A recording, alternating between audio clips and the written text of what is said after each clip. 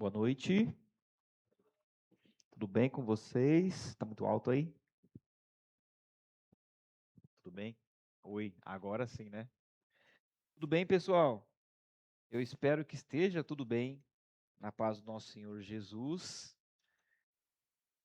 Mais uma vez estamos aqui, um pouco nervoso, e graças a Deus por isso. Deus é bom. Vamos continuar, né? Agora continuar série sobre os peregrinos sufocados.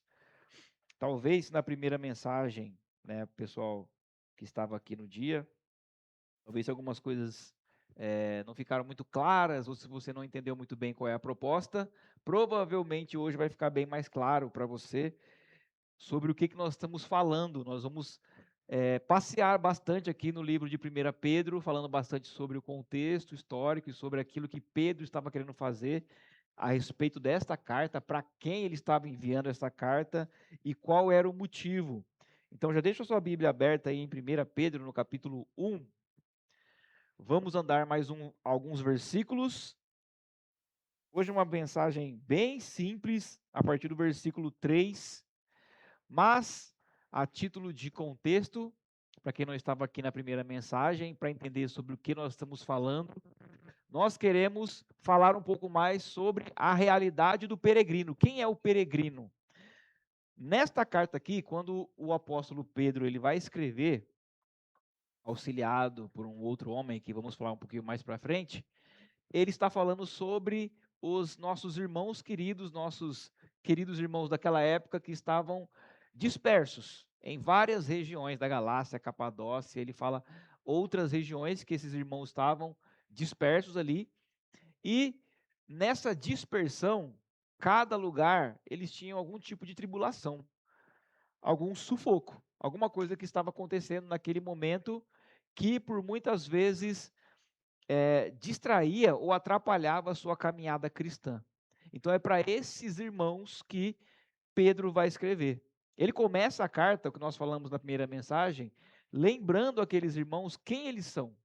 Então ele fala sobre esses peregrinos, aqueles irmãos que estavam ali, mas lembrem que vocês são escolhidos por Deus.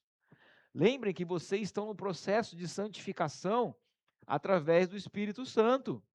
E lembrem, principalmente, que vocês são salvos através do sangue de Jesus Cristo. Lembrem, vocês são peregrinos, vocês estão de passagem. Não importa o lugar onde vocês estão, o importante é saber onde vocês vão chegar, porque o lugar onde vocês estão é passageiro.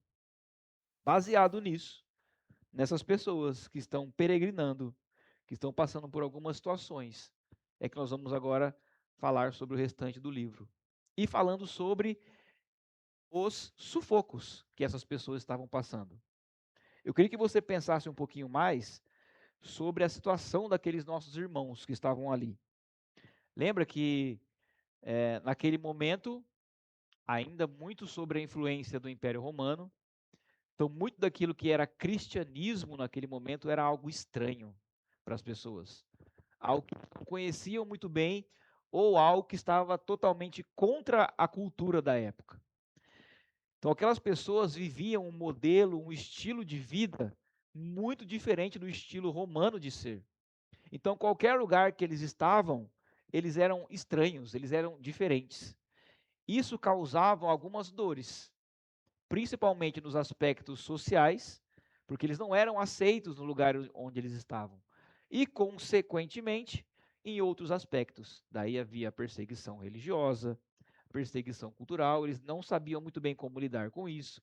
Muitas famílias eram excluídas. Então, pensa nesse contexto, tá? Eu quero ler com vocês agora, do versículo 3 até o versículo 9. Depois nós vamos voltar para falar um pouquinho mais sobre qual tipo de sufoco nós estamos falando aqui, tá? 1 Pedro, capítulo 1, versículos 3 até o versículo 9. Vou tentar ler aqui, que eu perdi o meu óculos e tá uma beleza.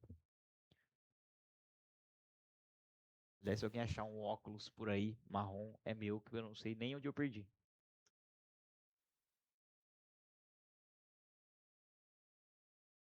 1 Pedro 1:3 diz assim: Bendito seja o Deus e Pai do nosso Senhor Jesus Cristo.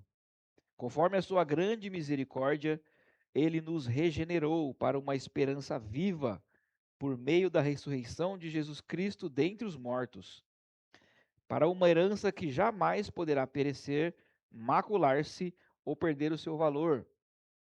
Herança guardada nos céus para vocês, que mediante a fé são protegidos pelo poder de Deus até chegar à salvação, prestes a ser revelada no último tempo. Nisso vocês exultam, ainda que agora, por um pouco de tempo, devam ser entristecidos por todo tipo de provação. Assim acontece para que fique comprovado que a fé que vocês têm, muito mais valiosa do que o ouro que perece, mesmo que refinado pelo fogo, é genuína e resultará em louvor, glória e honra, quando Jesus Cristo for revelado. Mesmo não o tendo visto, vocês o amam, e apesar de não o verem agora, creem nele e exultam com alegria indizível e gloriosa, pois vocês estão alcançando o alvo da sua fé, a salvação das suas almas. Vamos orar mais uma vez?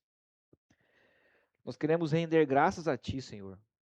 Obrigado pela Tua palavra, obrigado por essa palavra transformadora, essa palavra que fala aos nossos corações ainda hoje, que continua sempre nos instruindo, Pai, e nos ajudando a viver neste mundo caído e esse mundo passageiro. Permita, Pai, que o Senhor esteja falando conosco. Ajude para que o Seu Espírito, de fato, esteja tocando os corações, para que nós estejamos prontos para seguir a Sua vontade e não a nossa. Obrigado por esse momento, te louvo, te agradeço. Em nome de Jesus. Amém. Então pensa comigo. Pedro está falando para eles, olha, mantenha a mente de peregrino. Os nossos irmãos ali sofrendo muitas circunstâncias, muitas provações. E neste momento aqui, aparentemente, o que estava acontecendo ali era uma falta de segurança naquilo que estava acontecendo. Olha para a nossa vida hoje também, na nossa realidade como cristãos, e quando nós olhamos para a realidade deste mundo, para as coisas que acontecem neste mundo, por muitas vezes, parece que não bate com a nossa realidade. Parece que não bate com nossos ideais. Parece que aquilo que o mundo valoriza é aquilo que nós não valorizamos. E o contrário também é verdadeiro, né? Aquilo que nós valorizamos é aquilo que o mundo despreza. Então há um conflito. E por muitas vezes nós buscamos, infelizmente, por muitas vezes, diante dessas dúvidas, diante desses problemas, diante dos aspectos emocionais, nós buscamos uma segurança. Como seres humanos, isso é natural. Queremos buscar algum tipo de segurança. Só que por muitas vezes nós buscamos essa segurança em lugares errados. Pensa comigo. Nós estamos aqui cercados de muitas ilusões neste mundo. Ilusões de segurança. Nós pensamos muitas vezes que nós estamos muito seguros, porque nós construímos um muro muito alto, colocamos uma cerca elétrica, e parece que o mundo combinou com a gente que eles vão respeitar essa cerca elétrica e esse muro alto. Nós achamos que nós estamos bem, porque talvez nós temos alguns diplomas, algum conhecimento, e através desse conhecimento eu posso me dar muito bem na minha vida. Eu também acho que a segurança para mim pode ser uma conta bancária que está lá com vários dígitos e aquilo me traz uma certa estabilidade. Se começar a pensar que aquela estabilidade está assegurada em algum computador que eu não tenho controle, que a qualquer momento aquilo ali que são só dígitos alguém pode desligar. Talvez a minha segurança esteja baseada em um local específico, e hoje você está percebendo que essa estabilidade ela não é muito segura, porque estamos aqui no Brasil e diante de um momento de guerra, lá no Oriente Médio, você percebe que aumenta o combustível nesse lugar aqui e, consequentemente, aumenta os alimentos e outras coisas que você vai comprando. não há segurança. Se você for pensar bem e perceber, nós estamos totalmente fora da segurança.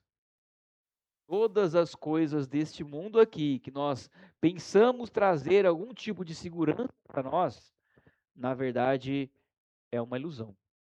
Nós somos biologicamente muito frágeis. Talvez pensamos que a segurança esteja em buscar uma saúde plena, e essa saúde plena, ela é boa. Só que ela está a 1 segundo de uma artéria entupida, ou de um vírus que eu não estou percebendo, e essa segurança vai embora também. Nós somos muito frágeis. Estamos nos equilibrando aqui, buscando algum tipo de estabilidade por algumas coisas que nós não controlamos. Nós construímos uma civilização inteira de castelos de areia e achamos que são grandes fortalezas. Olha para esses nossos irmãos que estavam aqui. Lembra? Dispersos, em lugares perigosos, e talvez estivessem esperando do apóstolo Pedro uma resposta para essa insegurança. Uma resposta que trouxesse para eles um caminho, uma indicação sobre o que fazer ou para onde ir, como de fato permanecer seguro. O sufoco da vez aqui é onde achar a verdadeira segurança, como estar seguros de fato. E é por isso que eu quero ver com vocês, nestes versículos aqui, como é que nós podemos encontrar a verdadeira segurança.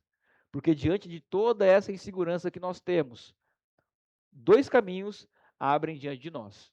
Um deles é entregar totalmente ao desespero, e o outro é buscar a verdadeira e única segurança que nós temos na realidade. Vamos observar então o que o apóstolo Pedro fala para os nossos irmãos? O primeiro aspecto dessa segurança que ele traz aqui é a esperança. A esperança. Eu quero que você imagine agora os irmãos lendo a carta, né? Pegando aquela carta nas mãos deles e eles passando por momentos difíceis, seguranças do dia a dia, e eles esperam uma resposta do apóstolo sobre o que fazer, ou até mesmo, né? Poxa vida, você está passando por um momento de tristeza, né? Que triste. O apóstolo fala para quem ele está falando e de repente ele fala assim, ó, versículo 3. Bendito seja o Deus e Pai de nosso Senhor Jesus Cristo. Você imagina? Você passando por um momento de sofrimento, perseguição, tribulação, e alguém fala assim, bendito seja Deus, glória a Deus, hein? Ó. Mas quando o apóstolo Pedro ele fala isso, ele não está menosprezando a dor daqueles irmãos. Ele não está diminuindo aquilo que estava acontecendo com eles. Na verdade, lembra? Ele está fazendo com que esses irmãos voltem mente de peregrino. Pensa agora comigo. E ele vai explicar sobre isso daqui. Eu não sei se você sabia, mas psicologicamente, as primeiras horas do dia, aquilo que nós fazemos nas primeiras horas do dia, elas definem a maneira como nós vamos pensar o restante do dia. E por muitas vezes nós estamos passando por dificuldades e às vezes nós acordamos já pensando em como resolver os problemas e muito atordoado, muito correndo, eu preciso saber o que eu vou fazer hoje no dia, a minha lista de planejamentos, ou eu dormi com um problema e eu acordo com esse problema, quando na verdade levantar e dizer bendito seja o Deus e Pai do nosso Senhor Jesus Cristo, poderia mudar muito a nossa realidade. E ele continua assim no versículo: conforme a sua grande misericórdia, ele nos regenerou para uma esperança viva por meio da ressurreição de Jesus Cristo dentre os mortos. Como é que nós conseguimos estar seguros? Porque estaremos diante de uma esperança, mas não só uma esperança viva. Isso aqui faz toda a diferença. Porque talvez o dinheiro traga algum tipo de esperança, mas é uma esperança morta. Qualquer momento, pode dar errado. Talvez um emprego estável é uma esperança, mas é uma esperança morta, porque de repente muda todo tipo de economia e aquele emprego vai embora. Talvez um bom salário é uma esperança, mas dependendo da inflação, essa esperança vai embora. Onde está a nossa esperança?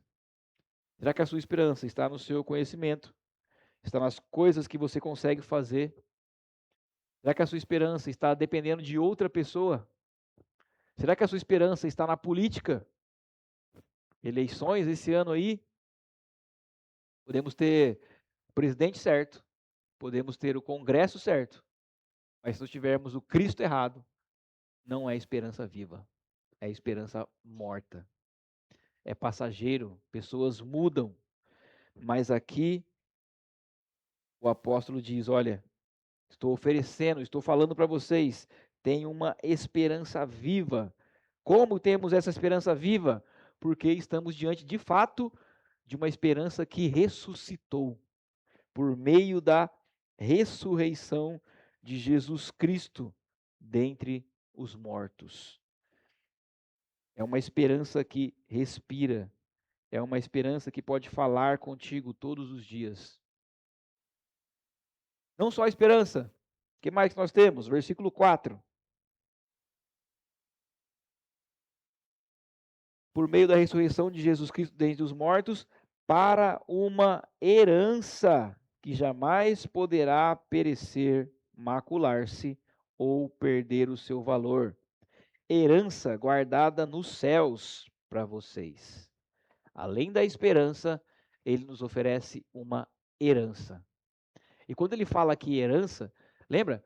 Quando nós pensamos em segurança, em estabilidade, normalmente nós pensamos em algumas coisas que podem nos deixar calmos. Então a herança é essa ideia de, poxa, aquilo lá está reservado para mim. Eu estou seguro diante disso aqui. E Deus fala assim: eu ofereço para vocês uma herança. Essa palavrinha herança aqui no original, ela traz uma conotação jurídica. Aquela ideia de que é garantido, tá? Ninguém pode tirar de você. Independente do que aconteça, ninguém pode tirar. A herança está garantida. E o mais interessante, como que é essa herança aqui, ó? O versículo diz que jamais pode perecer, ou seja, ela é imperecível. Já aconteceu com vocês, ainda mais aqui no litoral, né?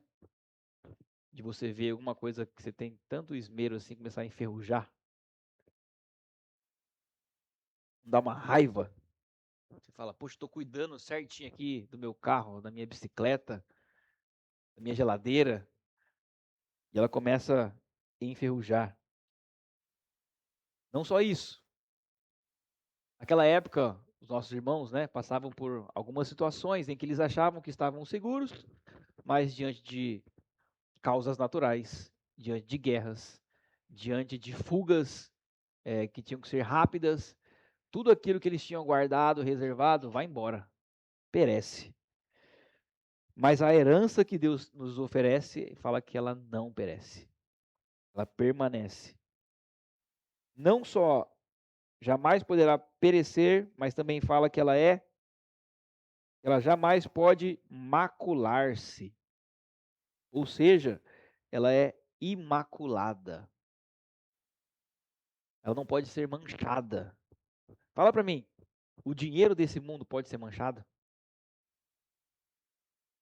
Quantas vezes você já ouviu histórias de irmãos que brigam por herança, inventários que demoram porque uma pessoa não quer ceder e acha que é injusto, ou de pessoas que acabam deixando pessoas importantes por causa do dinheiro, ou até a origem desse dinheiro. Talvez a pessoa fale, eu consegui com o meu árduo trabalho, com as coisas que eu faço, mas e sonegação de impostos?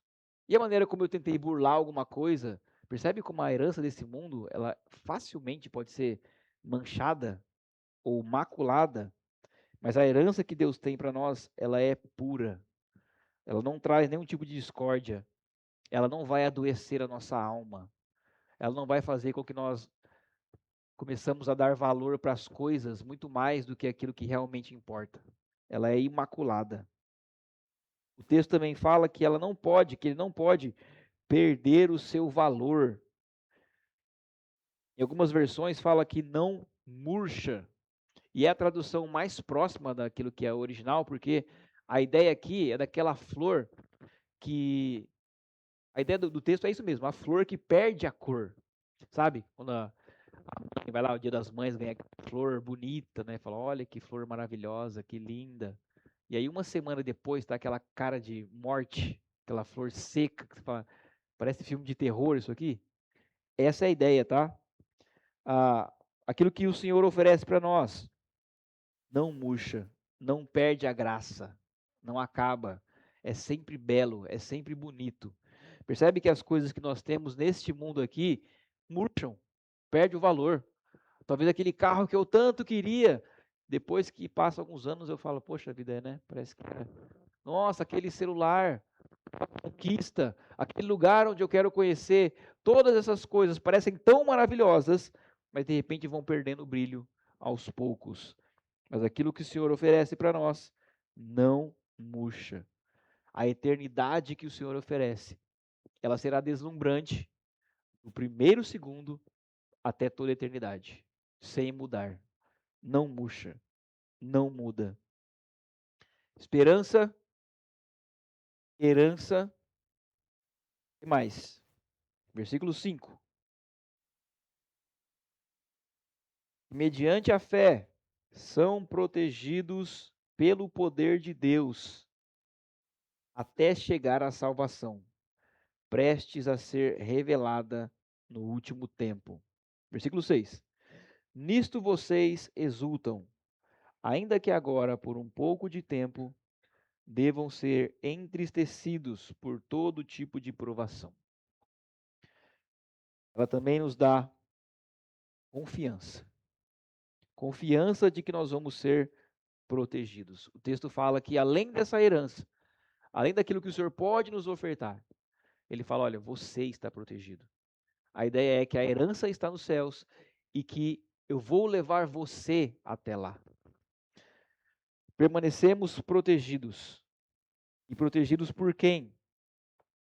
Não é pela polícia, não é pelo governo, não é pelo nosso mérito, não é pela nossa cerca elétrica. É protegido pelo nosso Senhor. Então isso significa que eu não vou ter tribulações. Significa então que eu não vou passar por problemas. Significa que não vão ter coisas ruins na minha vida. Aqui, ó, corpo fechado. Não acontece nada. A ideia do texto não é essa. Quando ela fala que nós somos protegidos pelo Senhor, percebe que o texto fala que é até chegar à salvação, prestes a ser revelada no último tempo. A proteção é que talvez o seu corpo pode perecer, talvez você passe por tribulações, talvez você fique doente, mas aquilo que eu prometi para você, eu vou cumprir. Aquilo que eu falei para você sobre a salvação, sobre a vida eterna, eu vou cumprir. Está protegida diante do Senhor, diante de todas as coisas. Há uma confiança. Nós podemos confiar em Deus, porque Ele disse e Ele vai cumprir. De novo, versículo 6. Nisto vocês exultam, ainda que agora, por um pouco de tempo, devam ser entristecidos por todo tipo de provação. E por que ele fala sobre essa provação? Porque a provação ela tem um propósito. Agora, vocês vão ser provados. Vocês vão passar por isso. Mas essa provação tem um propósito. Versículo 7. Assim acontece, para quê? Para que fique comprovado que a fé que vocês têm, muito mais valiosa do que o ouro que perece, mesmo que refinado pelo fogo, é genuína e resultará em louvor, glória e honra quando Jesus Cristo for revelado. Então, por que há tribulações? Por que há sofrimento? Porque é uma prova. E essa prova Não pense na ideia de que Deus está causando alguma coisa para machucar e falar: ah, tá, entendi. A ideia é para que nós voltemos à mentalidade de alguém que é peregrino. Percebe que a ideia é limpar todas as coisas? É a ideia de tirar o chão e você entender que todas as coisas daqui não trazem segurança. Quando você passar por isso e perceber, poxa, eu pensava que eu tinha segurança nessas coisas, mas eu não tenho. A única segurança que eu tenho é no nosso Senhor. Então as provações, elas servem para isso. Ele usa aqui um termo muito interessante, ele fala sobre o ouro que perece. Eu não sei se você sabe, mas naturalmente o ouro não perece. O ouro é uma dos metais mais estáveis que existe na natureza. Não há maneira de o ouro perecer. Então, qual é a maneira, então, que... Por que ele está falando sobre o ouro? Porque diante daquilo que parece tão estável, que parece tão certeza, tanta convicção nesse mundo, que parece que isso aqui é imutável. Ainda assim, isso aqui pode perecer. Mas aquilo que eu ofereço para vocês não vai perecer. O ouro, ele perece quando ele é colocado no fogo, né? Colocado no fogo, e aí ele passa, tira algumas impurezas ao mesmo tempo. Mas aquilo que o Senhor oferece para nós permanece para sempre. Nós podemos ter essa confiança no Senhor. Olha o versículo 8 e 9.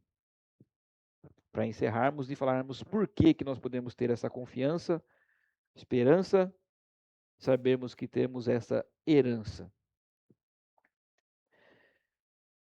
Mesmo não o tendo visto, não tendo visto Jesus Cristo, vocês o amam. E apesar de não o verem agora, creem nele e exultam com alegria indizível e gloriosa. Por quê? Pois vocês estão alcançando o alvo da sua fé, a salvação das suas almas. Percebe que eles têm um caminho. Diante das tribulações, diante dos momentos difíceis, diante das dores, diante das incertezas deste mundo, eles sabem, eles amam a Cristo. Eles sabem que eles não são daquele lugar. Eles sabem que eles pertencem a outro lugar e que estão de passagem aqui. E que vão chegar neste lugar. Então eles podem confiar no meio do caminho. Eu lembro quando eu era pequeno, acontecia muito isso, né? Quando tinha tempestades. Aliás, choveu hoje à tarde, minha filha falou assim: "Ai, tô com medo do raio." Mas quando tinha tempestade, minha mãe era muito medrosa. Eu não sei se vocês, pessoal aqui que já tem mais 40 que eu, já viu isso acontecer, mas minha mãe fazia isso, tá? E eu vou falar, ela vai ficar com vergonha, porque tá gravado, né? Ela colocava cobertas no espelho. Alguém que já fez isso ou já lembra disso? Eu não lembro certinho para que era isso, mas não era o atrair, eu acho que era o ia refletir, sei lá. É uma ciência, uma falsa ciência aí que existia na época. Para garantir, exatamente, cobrir até TV. Então a ideia era, vamos cobrir tudo aqui, tal, porque tá caindo o mundo lá fora. Eu olhava aquilo e ficava assim, meio estranho, né? Mas tudo bem. O importante não era isso. O importante é que, por que eu via isso acontecendo? Porque quando começava aquela loucura, aqueles raios lá no interior, o negócio é bem assustador mesmo. Muito mais do que aqui. Eu corria pro quarto da minha mãe. Eu corria e aí eu deitava lá, no meio da cama lá. Ela e meu pai. Minha irmã também aparecia lá também. Tá todo mundo espremido na cama ali. Às vezes isso acontece lá em casa também. E é engraçado porque eu entendo o porquê que elas fazem isso, porque era a mesma motivação que eu tinha na época. Qual era? De que diante daquela tribulação, daquela loucura, daqueles raios e trovões lá fora, eu consigo achar uma segurança. Qual que era a segurança? De estar perto do meu pai e da minha mãe. Isso significa que acabou a tempestade? Não. E os trovões agora vão ficar mais silenciosos? Não. Significa que eu achei um lugar seguro. A realidade com Cristo na nossa vida é a mesma coisa. Nós vamos passar por muitas tribulações. Vamos nos sentir, muitas vezes, inseguros com as coisas que nós fazemos. Vamos achar esse mundo muito injusto, com muitas situações. Mas, de fato, isso não importa. O importante é se nós estamos ou não perto do nosso Redentor. E quanto mais próximo nós estamos do nosso Redentor, mais nós vamos entendendo aquilo que realmente importa. Parar de tentar gastar energia tentando controlar o amanhã e gastar mais energia em dizer: Bendito seja o Deus nosso Senhor Jesus Cristo, porque Ele vai me guardar até o dia final. O sofrimento e a dor, pensa comigo, olha só que meio é estranho falar isso, mas é verdade. O sofrimento e a dor só podem tirar aquilo que de qualquer forma ia perecer um dia. Mas eles não podem tirar a herança que o Senhor tem oferecido para nós. Então, que a nossa realidade, o nosso coração, esteja totalmente voltado a louvar, a adorar e a buscar esse Senhor. Somos peregrinos. Esse mundo aqui vai passar, mas aquilo que o Senhor nos oferece permanecerá para sempre. Vamos orar? Agradecemos a Ti, Senhor. Louvamos o Senhor. Muito obrigado, Pai, por tantas as vezes que nós sentimos medo, sentimos fraco, sentimos cansaço, olhamos para as situações deste mundo, Pai, para as instabilidades dos países, das guerras, das possíveis catástrofes, olhamos para a insegurança do nosso país, para a insegurança da nossa cidade, olhamos para a instabilidade do nosso emprego, do nosso salário, dos nossos investimentos. Olhamos para tudo isso, Pai, e pensamos que nós estamos inseguros. E, de fato, nas coisas deste mundo, não há segurança. Mas que o nosso coração esteja totalmente entregue ao Senhor, com a mente voltada ao Senhor, Pai, rendendo graças a Ti, sabendo que só no Senhor, Pai, podemos encontrar a real segurança. Muito obrigado pela Tua palavra. Obrigado porque o Senhor nos lembra que diante de todas as tribulações que existem, podemos encontrar uma âncora forte, rígida, segura, que é o Senhor. Te agradeço por essa noite, que o Senhor esteja abençoando cada um dos nossos irmãos aqui. Em nome de Jesus. Amém.